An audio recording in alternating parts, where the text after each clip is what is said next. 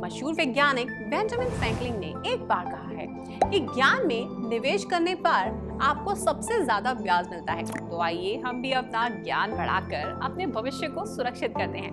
आप लोगों ने क्रिकेट मैच जरूर देखा होगा, देखा है ना? जब एक बल्लेबाज बॉल को हिट करता है तो ऐसे में 3 संभावनाएं होती हैं। पहला, गेंद की गति बढ़ जाती है। दूसरा, गेंद की गति कम हो जाती है। या फिर तीसरा, गेंद की दिशा ही बदल जाती है। अब ऐसे में अगर मैं आपसे पूछूं कि ऐसा क्यों होता है? ऐसा इसलिए होता है क्योंकि बैट बॉल पर एक बल यानी फोर्स लगता है। ऐसे कई उदाहरण आप सिर्फ क्रिकेट मैच में ही नहीं, अपने आसपास भी कई क्रियाओं में महसूस कर सकते हैं। हम देखते हैं कि अलग अलग वस्तु विराम की अवस्था से गति करना शुरू कर देती है और गतिमान वस्तुएं विराम की अवस्था में पहुंच जाती हैं। आपने कभी सोचा है कि ऐसा क्या है जो इन वस्तुओं को गतिशील और विश्राम में लाता है? इसका जवाब भी अब बिल्कुल पहले जैसा ही है, यानी बल के कारण ही कोई भी वस्तु विश्राम और गतिशील हो पाती है। अब बल है क्या? हम आपको अपने आज के वीडियो में बल, एक धक्का या खिंचाव में बल के बारे में विस्तार से बताएंगे। चलिए इसे अच्छे से समझने के लिए हम एक खेल खेलते हैं। इस खेल में आप बल शब्द का नाम नहीं ले सकते और एक शब्द में आपको मेरे द्वारा की गई गतिविधियों को देखते हुए बताना होगा। सही जवाब, मैं गेंद को लात मार रही हूँ। जी हाँ, अब मैं बॉल को उठा रही हूँ। बिल्कुल सही। इस बार मैं दरवाजा खोल रही हूँ और अब मैंने दरवाजे को बंद कर दिया। चलिए अब उन क्रियाओं की बात करते हैं जो हमने प्रदर्शित की। ये लात मारना, उठाना, खोलना, बंद करना था। अब खेल के अगले चरण में आप इन शब्दों का इस्तेमाल इन क्रियाओं का वर्णन करने में नहीं कर सकते। आसान भाषा में आप इनको केवल धकेलने और खींचने के रूप में ही वर्गीकृत कर सकते हैं। ऐसा करने से पहले आपको धकेलने और खींचने के बारे में अच्छे से जानना होगा। मेरे पास एक गेंद है। अब अगर इस गेंद को मैं अपने से दूर करती हूँ तो इसे धकेलना कहेंगे और अगर मैं गेंद को अपने पास लाती हूँ तो इसे खींचना कहेंगे। सिंपल। आसान भाषा में जब हम किसी भी वस्तु को खुद से दूर करने के लिए जो बल लगाते हैं उसे धकेलना कहते हैं। वहीं दूसरी ओर किसी भी वस्तु को जब हम अपनी तरफ लाने के लिए बल लगाते हैं उसे हम खींचना कहते हैं।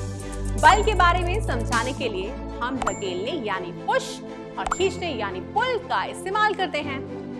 पर क्या बल को धकेलने और खींचने में परिभाषित कर सकते हैं? जी हाँ, हम ऐसा कर सकते हैं। बल को वस्तु पर लग रहे धक्के और खिंचाव के तौर पर परिभाषित करते हैं। अब मुझे पूरा यकीन है कि आप किसी भी कार्य को धकेलने और खींचने में वर्गीकृत कर सकते हैं। जब हम किसी गेंद को लात मारते हैं तो वह हमसे दूर चली जाती है, इसे धकेलना कहते हैं। और जब हम किसी दरवाजे को खोलने के लिए अपनी ओर लाते हैं तो इसे खींचना कहेंगे।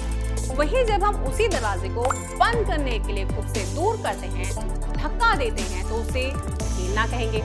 अभी हमने उठाने को लेकर कोई बात नहीं की है क्योंकि वह इसलिए क्योंकि हम उसको दूसरे तरीके से समझने की कोशिश करेंगे। उठाना वास्तव में एक तरह का खिंचाव है, लेकिन खींचते समय वस्तु ना तो हमसे दूर जाती है और ना हमारे पास आती है, पर हम इसे कैसे खींचना कह सकते हैं। ये बात हम सब जानते हैं कि पृथ्वी हर चीज को अपनी ओर खींचती है। इसका मतलब ये है कि जब हम किसी वस्तु को उठा रहे होते हैं तो वास्तव में हम उसे धरती से अपनी ओर खींच रहे हैं, तो हम उस वस्तु को खींच रहे हैं। अब आप अपने आसपास की वस्तुओं के अलग अलग कार्यों को देखिए और उन्हें धक्के और खिंचाव में वर्गीकृत कीजिए, यानी कि कैटेगराइज कीजिए।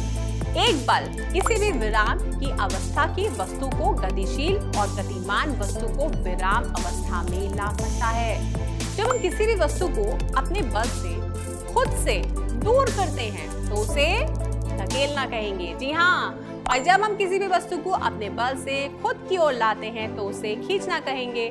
बल को किसी वस्तु पर लग रहा धक्का या खिंचाव के रूप में परिभाषित किया जाता है। हमने कई ऐसी स्थितियां देखी हैं जिसमें एक बल अलग अलग वस्तुओं पर काम कर रहा था, लेकिन क्या आपने गौर किया कि एक बल तभी काम करता है जब दोनों वस्तुएं परस्पर क्रिया करती हैं। हम अपने अगले वीडियो में इसके बारे में विस्तार से पता लगाएंगे।